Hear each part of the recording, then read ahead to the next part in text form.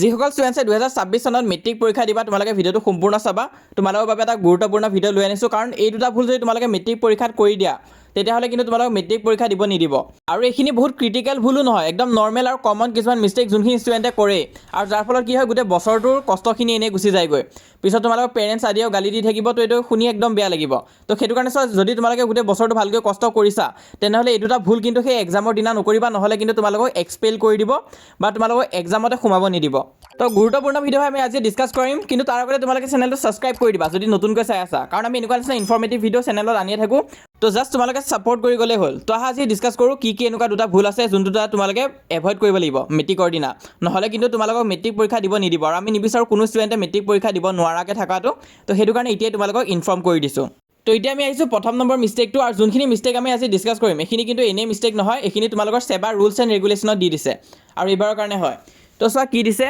On each day of the examination, candidate will be allowed to enter the examination hall at 8:20 AM. তো তোমালোকক পৰীক্ষা হলত কেতিয়া সোমাব দিব 8:20 AM ত সোমাব দিব অকণমান আগতীয়াকৈ তোমালোকে গৈ পোৱাকৈ যাবা তো সেইটো ইমান এটা প্ৰব্লেম নহয় কিন্তু প্ৰব্লেমটো ক'ত আছে চোৱা যদি এক্সাম ষ্টাৰ্ট হৈ যোৱা 30 মিনিট পিছত তোমালোকে এক্সাম হলত যোৱা ইয়াত লিখি আছে চোৱা however under no circumstances candidate will be allowed to enter the examination hall after 30 minutes তো 30 মিনিট পিছত যদি তোমালোকে এক্সাম হলত সোমাব বিচাৰা তেনেহ'লে কিন্তু সোমাব নিদিব তো বহুতৰ কি হয় ঘৰ অকণমান দূৰত থাকে তো তোমালোকে অকণমান সোনকালে যাবা 8:20 তোমালোকৰ এক্সাম যিহেতু সোমাব দিব তাৰ তোমালোকে লাগিলে 8টা বজাতে যাবা 20 মিনিট আগতীয়াকৈ যাবাগৈ কোনো কথা নাই কিন্তু দেৰি নকৰিবা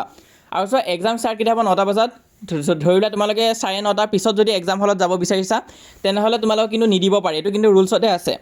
তো সেইটো কাৰণে অকণমান সাৱধান হ'বা এই প্ৰথম নম্বৰ পইণ্টটো এতিয়া ছেকেণ্ড নম্বৰ পইণ্টটো আৰু ইম্পৰ্টেণ্ট হয় কাৰণ সেইটো ভুল কৰিলে 3 বছৰৰ কাৰণে মেট্ৰিক পৰীক্ষা দিব নোৱাৰিবা কিন্তু তাৰ আগতে তোমালোকে যদি ভাল ৰিজাল্ট কৰিম বুলি ভাবিছা তেনেহ'লে চেনেলটো ছাবস্ক্ৰাইব কৰি ৰাখিবা কাৰণ আমি যিমান পাৰোঁ তোমালোকক সহায় কৰি গৈ আছোঁ তোমালোকৰ পৰা বেলেগ একো নালাগে অকল ছাপোৰ্ট লাগে ছাপোৰ্ট দেখাই যাবা মই যিমান পাৰোঁ সহায় কৰি যাম তাৰোপৰি কমন কুৱেশ্যন আদিও আমি চেনেলত দিম তোমালোকে চেনেলটো ছাবস্ক্ৰাইব কৰি ৰাখিবা তো যিসকল আজি এই ভিডিঅ'টো চাই আছা তোমালোকে চেনেলটো ছাবস্ক্ৰাইব কৰিবা আৰু ভিডিঅ'টো লাইক কৰি দিবা মই যিমান পাৰোঁ তোমালোকক সহায় কৰি যাব চেষ্টা কৰিম আৰু মেট্ৰিক পৰীক্ষা একদম এণ্ডলৈ আমি আছোঁ তোমালোকে চিন্তা নকৰিবা